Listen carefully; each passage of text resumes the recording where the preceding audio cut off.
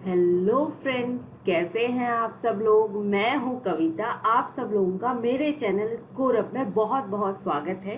Friends, आज मैं आप लोगों के लिए एक और वीडियो लेके आई हूं जिसमें हम बात करेंगे आरआरबी ग्रुप डी लेवल 1 2020 के रीजनिंग मॉक टेस्ट की प्रैक्टिस, उनके आंसर्स के साथ। फ्रेंड्स, आप सब लोगों को पता होगा कि आरआरबी ग्रुप डी के एग्जाम में रीजनिंग के 30 क्वेश्चंस आते हैं और हर एक क्वेश्चन 1 मार्क्स का होता है, तो इसके हिसाब से 30 मार्क्स हुए। फ्रेंड्स, ये 100 क्वेश्चंस की सीरीज का पार्ट 2 है। पार्ट 1 जिसमें कि जनरल साइंस और करंट अफेयर मैंने ऑलरेडी अपने चैनल स्कोर अप में अपलोड कर दिया है, आप वहां से देख सकते हैं। ठीक है, तो इसके वीडियो के साथ साथ वीडियो के डिस्क्रिप्शन के लिंक में, ठीक है, वीडियो डिस्क्रिप्शन में जब आप जाएंगे तो वहां पर आपको पीडीएफ का लिंक भी मिल जाएगा। ठीक है फ्रेंड्स, और हाँ, मेरे चैनल को सब्सक्राइब जरूर करिएगा। चलिए स्टार्ट करते हैं। सबसे पहला क्वेश्चन क्या है, देखिए 225 16, ठीक है, एंड 169 अनुपात क्या होगा। यानी कि हमें ये पता करना है इस क्वेश्चन में कि इन दोनों के बीच क्या कनेक्शन है, और वो ही कनेक्शन हमें इसके और इसके बीच में भी ढूंढना है।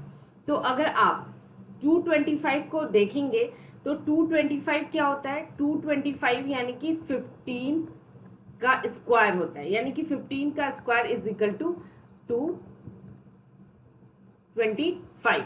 तो अगर आप इसका स्क्वायर रूट निकालेंगे तो क्या आपको क्या मिल जाएगा, 15, और आप 15 प्लस 1 करेंगे तो आंसर क्या आ जाएगा, 16। तो आपको पता चल गया इन दोनों के बीच का कनेक्शन। तो सेम यही कनेक्शन हमें यहाँ पे अप्लाई करना है। तो 169 यानी कि 169 का अगर आप स्क्वायर रूट निकालेंगे तो कितना होता है, 14, नो नो सॉरी 13।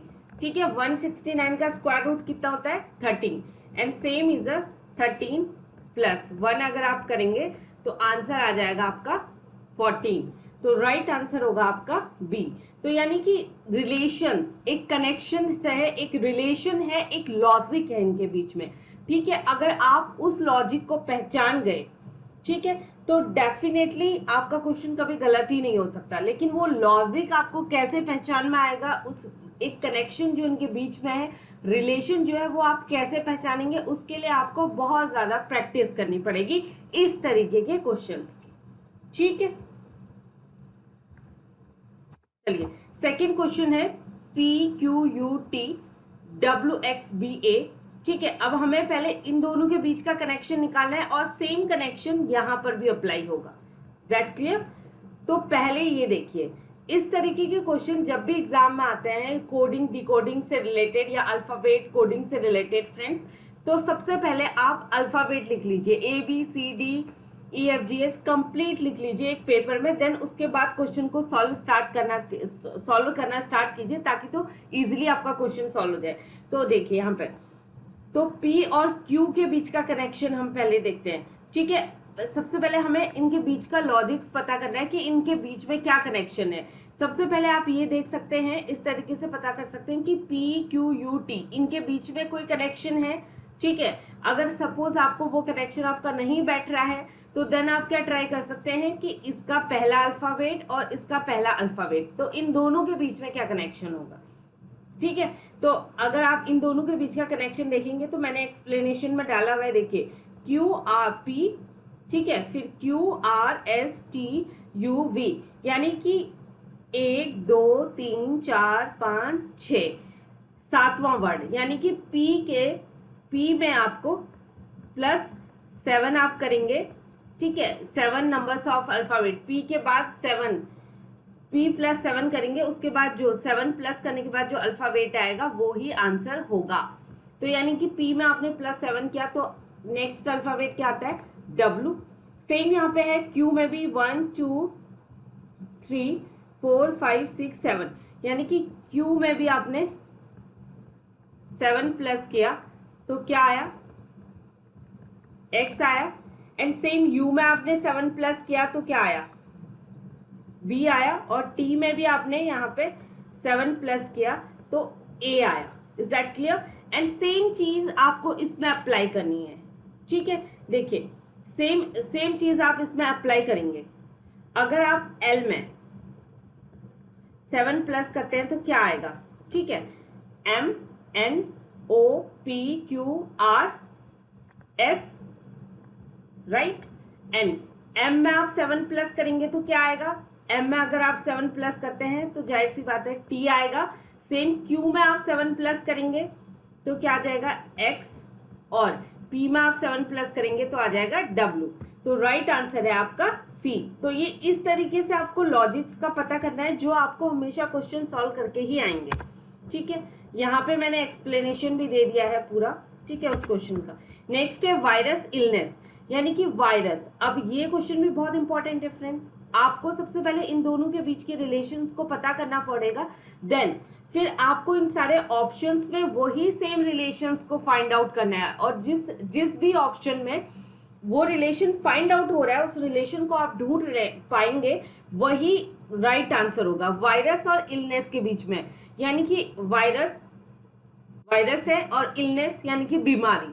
वायरस से क्या होता है, आदमी को बीमारी हो जाती है, यानी कि इन दोनों के बीच में जो रिलेशनशिप है वो कॉज और इफेक्ट का रिलेशनशिप है, यानी कि क्या कारण और उसका क्या प्रभाव है उसका रिलेशनशिप बन रहा है, ठीक है। तो अगर आपको वायरस लगता है, जैसे कोरोना वायरस ही लग रहा है, सपोज फॉर एग्जांपल हमने कोरोना वायरस लिया, तो आप बीमार पड़ जाएंगे, हॉस्पिटलाइज हो जाएंगे, राइट। अगर आपको कोरोना हुआ तो क्या होगा, आप बीमार पड़ रहे हैं ना, तो ये कनेक्शन है। सेम क्लाउड और रेन, यानी कि बादल अगर आसमान में छाएंगे तो क्या होगा, बारिश ही होगी, कारण बादल है और उसका प्रभाव क्या है, बारिश। तो मेरे हिसाब से तो answer first is the right answer है। एंड बाकी भी हम चेक कर लेते हैं। चाकू और पंगु बनाना, यहाँ पर कोई मैच नहीं हो रहा है। शरीर और व्यायाम, इसके बीच में भी कोई ऐसा खास कनेक्शन नहीं है। बॉडी एक्सरसाइज करते हैं हम फिट रहने के लिए, ठीक है। सॉफ्टवेयर एंड वायरस, यानी कि वायरस और एंटीवायरस होता है यहाँ पे सॉफ्टवेयर की जगह पे, तो शायद कनेक्शन बैठता, लेकिन सॉफ्टवेयर एंड वायरस में कोई कनेक्शन नहीं बैठ रहा है, ठीक है। तो आपको लॉजिक्स ढूंढने होंगे। दूसरा नेक्स्ट है डॉग बार्क, यानी कि कुत्ता जो कि भौंकता है, ठीक है। कुत्ता क्या करता है, भौंकता है। सेम इज बंदर दहाड़ता है, नहीं। उल्लू, चिर, नो नो। घोड़ा हिनहिनाता है, राइट, घोड़ा हिनहिनाता है, जैसे कुत्ता भौंकता है वैसे ही घोड़ा हिनहिनाता है। और गौरैया तुरही करती है, नहीं। तो राइट आंसर क्या होगा आपका, सी, जो कि मैच हो रहा है, वो सेम लॉजिक पता चल रहा है, क्योंकि कुत्ता भौंक रहा है तो ऐसा ही हमें इसमें देखना है कि कुत्ता क्या करता है कि एक साउंड प्रोड्यूस करता है, एक साउंड दे रहा है भौंकने वाला। तो हमें सेम इसमें मैच हो रहा है कि हॉर्स, यानी कि घोड़ा हिनहिनाता है, ठीक है। नेक्स्ट है, देखिए ये हमें सीरीज कंप्लीट करनी है, ठीक है फ्रेंड्स। तो यहाँ पे मैंने देखिए एक रिलेशनशिप है लेटर्स के बीच में, ठीक है। जो भी लेटर्स दिए गए हैं तो मैंने यहाँ पे पहले अल्फाबेट डाल दिया है, तो आप ये देखने की कोशिश कीजिए, ठीक है। इसमें जो लॉजिक लग रहा है वो डी, एफ और एच, यानी कि हर एक सीरीज का, हर एक वर्ड का पहला जो लेटर है उसके बीच में कनेक्शन है। तो डी, यहाँ पे देखिए डी के बाद एफ, यानी कि ई, एफ, फिर जी गया, एच, तो जाहिर सी बात है आई जाएगा तो क्या आ जाएगा, जे, पहला लेटर क्या हो जाएगा, जे। एंड सेम डब्ल्यू, यू और एस के बीच में क्या कनेक्शन है, देखिए डब्ल्यू, एक दो, सॉरी रिवर्स कनेक्शन है इनके बीच में, ठीक है, उल्टा कनेक्शन हो रहा है। अभी यहाँ पे अभी तक क्या था, फॉरवर्ड हो रहा था, अब रिवर्स हो रहा है। तो डब्ल्यू के बीच में एक दो तीन, चौथा वर्ड, ठीक है, सॉरी डब्ल्यू एक दो दूसरा वर्ड, एस के बाद एक दो दूसरा वर्ड, तो एस के बाद भी उल्टा क्या होगा, क्यू। तो यानी कि सेकेंड वर्ड आपको क्या मिल जाएगा, क्यू। एंड ई और जी और आई के बीच में क्या कनेक्शन है, ई, एफ, जी, एच, आई, तो जे, के होना चाहिए यहाँ पे, ठीक है। यहाँ पे क्या कनेक्शन होगा, के। सेम वी, टी, आर के बीच में क्या कनेक्शन है, यानी कि वी, एक दो टी, ठीक है, एक दो आर, एक दो पी। तो यानी कि यहाँ पे तो हमें लेटर मिल गया जे, क्यू, के, पी। तो राइट आंसर है आपका सी, ठीक है। यहाँ पे मैंने एक्सप्लेनेशन भी दिया हुआ है। हॉर्स, मेयर, यानी कि घोड़ा घोड़ी, ठीक है। तो लोमड़ा लोमड़ी, करेक्ट है। फॉक्स यानी कि घोड़ा और घोड़ी, घोड़ा मेल एंड फीमेल दोनों। तो लोमड़ी, लोमड़ी सॉरी ये लोमड़ा होना चाहिए था, देयर इज सम लोमड़ा, ठीक है, यानी कि फीमेल लोमड़ी और मेल लोमड़ा, ठीक है। बैल हिरणी नहीं, इसका मधुमक्खी मुर्गी नहीं बैठता है, हमें मैच करवाना है इससे, तो घोड़ा और घोड़ी मेल फीमेल, ठीक है ना। तो यहाँ पे बैठता है हमारा ए वाला लोमड़ा लोमड़ी, ठीक है, क्योंकि बैल हिरणी नहीं बैठता है, भिक्षु बंदर नहीं बैठता है, मधुमक्खी और मुर्गी नहीं बैठता है इसके अकॉर्डिंग, ठीक है। तो राइट आंसर होगा ए। एलिफेंट फ्लॉक यानी कि हाथी और झुंड, तो हमें ये देखना होगा ऑडियंस एंड थिएटर यानी कि दर्शक और रंगमंच, शार्क स्कूल,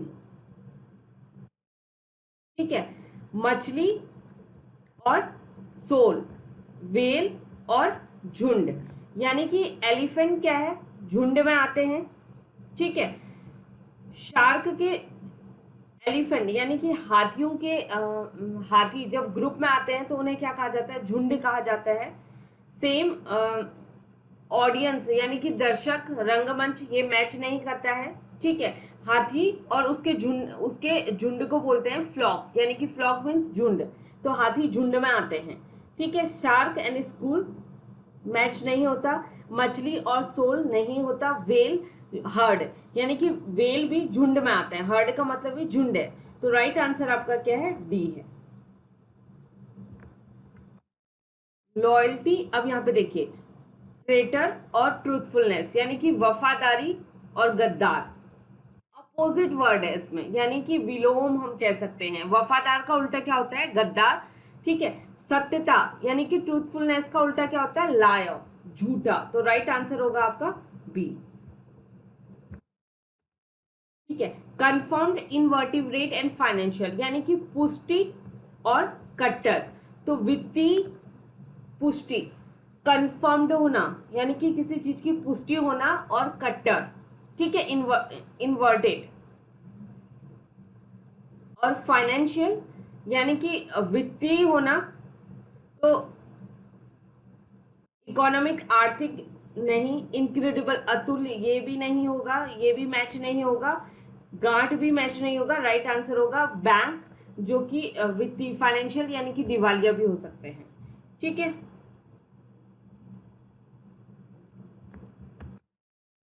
एक कोई हमें चूज करना है जो कि ऑड हो, ठीक है। कोहिमा, ईटानगर, गुवाहाटी, शिलोंग, सिर्फ गुवाहाटी को छोड़ करके सारे क्या हैं, किसी न किसी स्टेट की कैपिटल है, ठीक है। गुवाहाटी क्या है, एक शहर है आसाम का। एप्पल, इसमें से भी हमें एक और ढूंढना है, एप्पल, सहयोग, तरबूज, आम, तो राइट आंसर नहीं, इट्स रॉन्ग, इसका हिंदी इट्स गलत, ठीक है, सपोटा, तो ऑल एक्सेप्ट यानी कि ये कोई फ्रूट से रिलेटेड है सपोटा, ठीक है। तो इसमें जो वाटरमेलन है यानी कि जो तरबूज है वो ऑड है, because watermelon are grow on trees, यानी कि जो तरबूज होते हैं वो पेड़ों पर उगते हैं, बाकी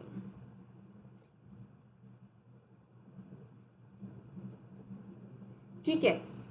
और बिकॉज क्योंकि आम क्या है, नो नो, आम क्या है जो कि पेड़ में होता है, एप्पल क्या है पेड़ में होता है, सपोटा क्या होता है पेड़ में होता है, लेकिन वाटरमेलन के अलावा बाकी सारे जो हैं वो पेड़ पर उगते हैं, जबकि वाटरमेलन क्रीपर्स यानी कि इसकी हम ये कह सकते हैं कि तरबूज की बेल्स होती हैं, ठीक है ना, वो क्रीपर्स पे उगते हैं।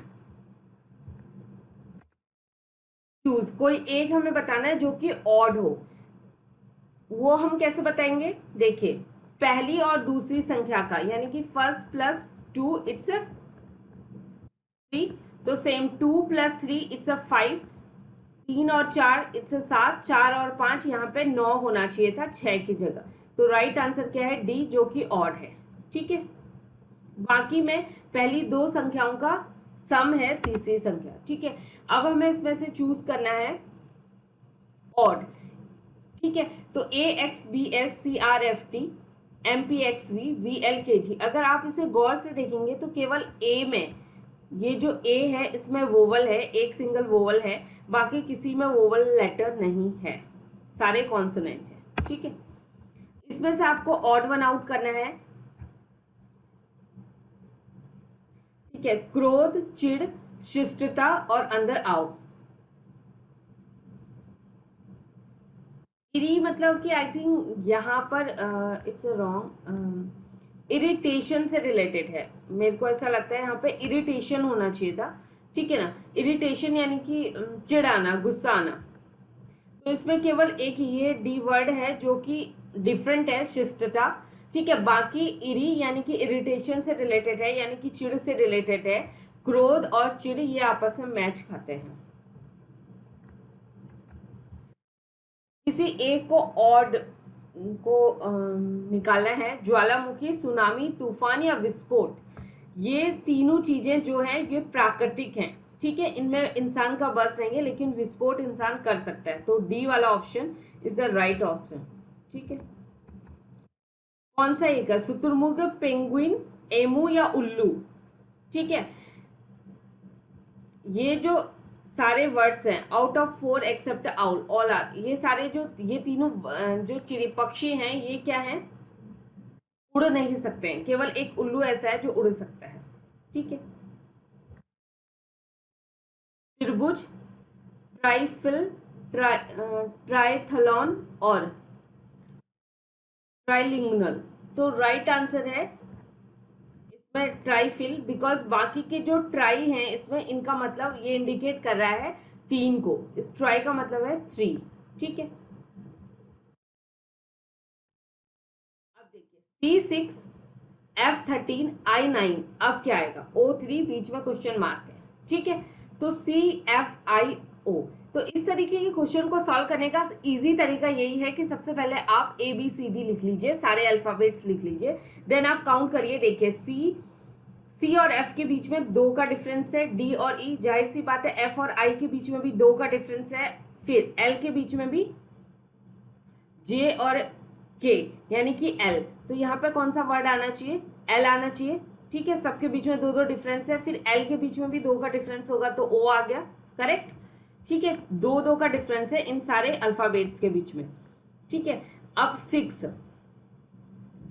3, 9, L और O3 क्यों लाया गया? बिकॉज आप अगर आप रिवर्स, जैसे अगर हम यहाँ से अगर इसे काउंट करें तो ये 26 नंबर से होते हैं अल्फाबेट्स के, लेकिन आपको उल्टा, आप अगर रिवर्स काउंट करेंगे तो ये 26 होगा।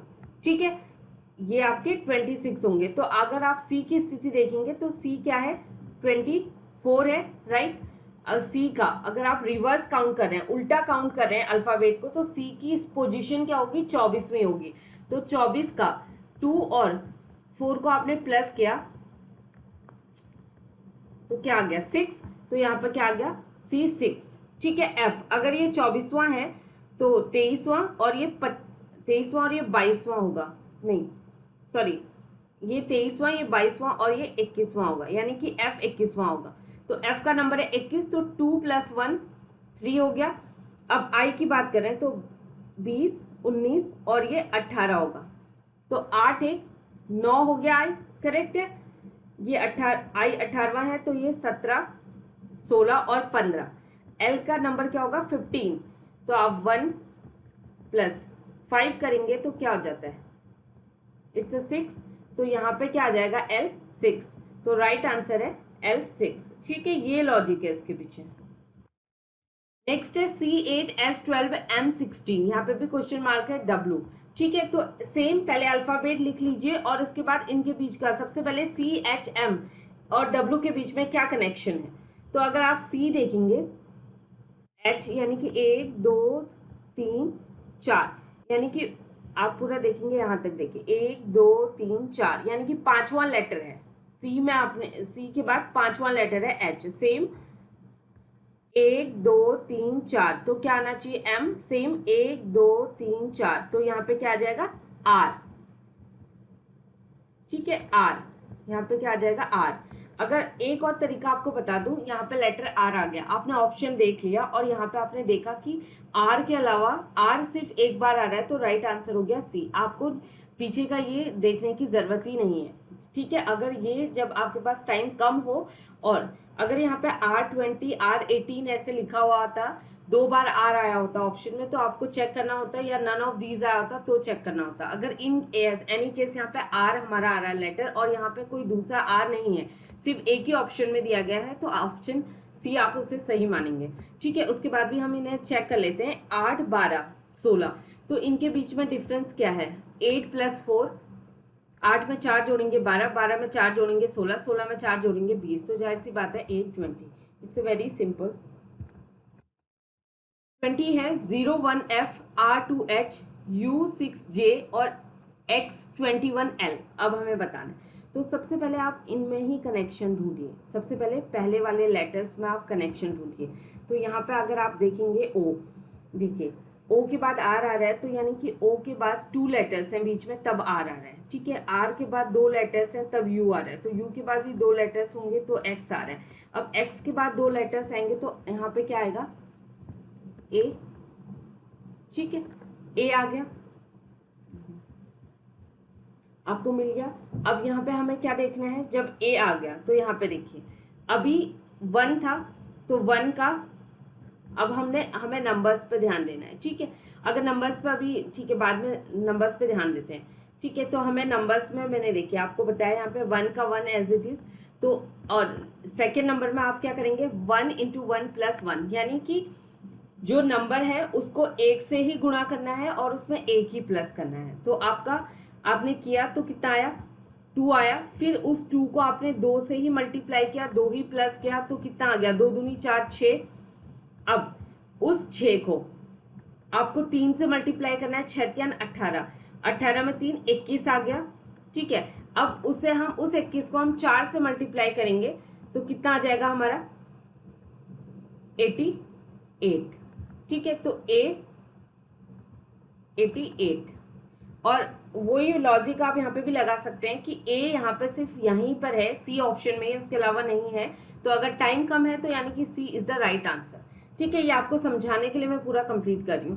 तो FHJL, तो F के बाद देखिए 1 2 1 H आया, फिर 1 J आया, N K, फिर L आया, तो यहाँ पे क्या आ जाएगा? N। तो राइट आंसर हो गया C। ठीक है, same 13 L3 17 D7 21 V2 25 and 10।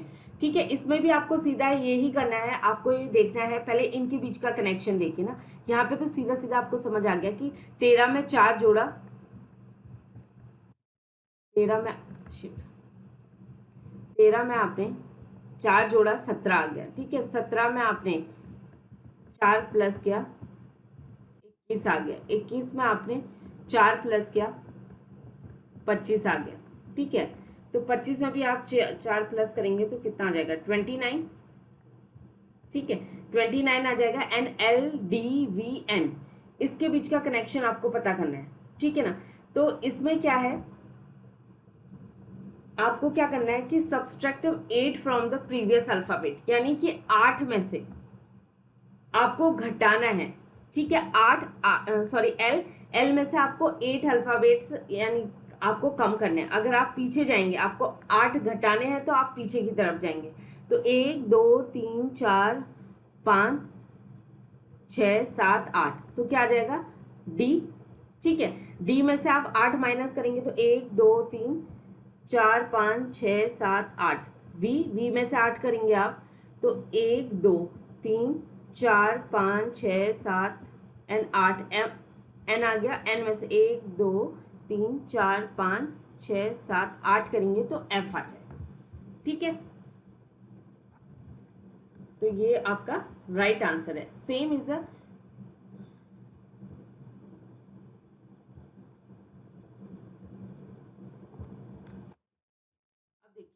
13 code आपको दिया गया है, कंस्ट्रक्शन आपको दिया गया है। ठीक है, कंस्ट्रक्शन को ये लिखा गया है, तो आपसे पूछा गया है कि डिस्ट्रक्शन को इसी इन दोनों के बीच में जो कनेक्शन है, ठीक है, कंस्ट्रक्शन को अगर हमने ये लिखा हुआ है तो हम डिस्ट्रक्शन को क्या लिखेंगे? हमें इन दोनों के बीच के कनेक्शन को पता करना है। ठीक है, कैसे कैसे लिखा गया, अगर आप यहाँ पे देखेंगे, देखिए सी का आप देखेंगे तो सी के बाद डी ई, यानी कि एक छोड़ा गया उसके बाद लिखा गया सी के बाद। ठीक है, सी के बाद आप देखेंगे तो इनके बीच में क्या है? डी को छोड़ा गया, नेक्स्ट वर्ड ठीक है, सेकेंड डी को छोड़ा गया, फिर ई, फिर आपने ओ को देखा, पी को छोड़ा, ओ को देखा, एक आगे जा रहा है यानी कि एक फॉरवर्ड हो रहा है, दूसरा रिवर्स हो रहा है, यानी कि सी, आपने डी को छोड़ा ई, और यहाँ पे अगर आप ओ को देखेंगे तो ओ ये उल्टा जा रहा है, तो एन को छोड़ेंगे और एम को आप लिखेंगे।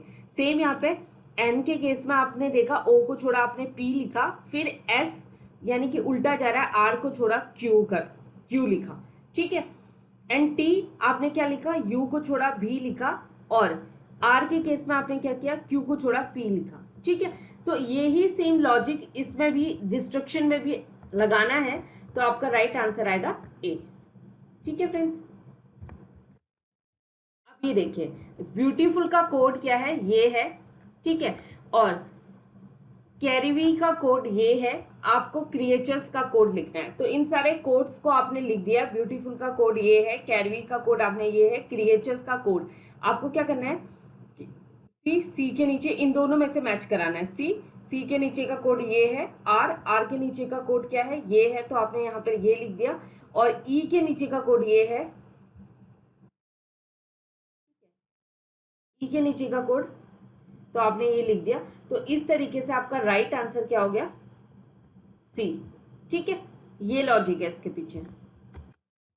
तो सर्टेन कोड में आपने शिमला को ये लिखा, तो आप पटना को क्या लिखेंगे, यानी कि शिमला और इसके बीच में जो कनेक्शन है वही कनेक्शन आपको पटना और उसका जो आंसर होगा ऑप्शन उसमें अपनाना है, ठीक है। तो आपने यहाँ पे देखा एस और आर, यानी कि शिमला की एस की जगह हमने आर लिखा, तो आप इसमें देखेंगे तो एस का रिवर्स ऑर्डर में लिखा हमने आर, और अगर एच को देखेंगे तो एच का भी रिवर्स ऑर्डर में, यानी कि उसके पहले वाला लेटर हमें लिखना है, और आई को देखेंगे तो एच यानी कि पहला वाला लेटर हमने, अगर इस आई को देखेंगे तो उसके पहले एच आता है, एम को देखेंगे तो उसके पहले एल आता है। तो सेम यही लॉजिक आपको इसमें भी लगाना है पटना में भी, तो राइट आंसर आपका आएगा बी, ठीक है।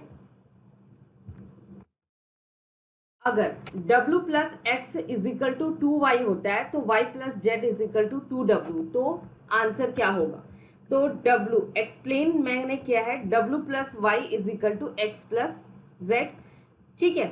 ये आंसर निकाल के दिया है मैंने, ये एक्सप्लेनेशन देखिए, मैंने पूरा इसको एक्सप्लेन किया है। w आप इसे समीकरण बना लेंगे 1 और 2, उसके बाद आप इसे अगर सॉल्व करेंगे तो आपका क्या आ जाएगा, डब्ल्यू एक्स वाई जेड यहाँ पर आ जाएगा is equal to 2y plus 2w। अगर आप इसे तो x प्लस जेड यहाँ पर आ जाएगा और w प्लस वाई यहाँ पर आ जाएगा, तो option A is the right answer, ठीक है। अगर ये क्वेश्चन है, यहाँ पर ये क्वेश्चन है, देखिए 40 इंटू 16, 40 गुणा 16 भागा 16 माइनस 8 और प्लस 6।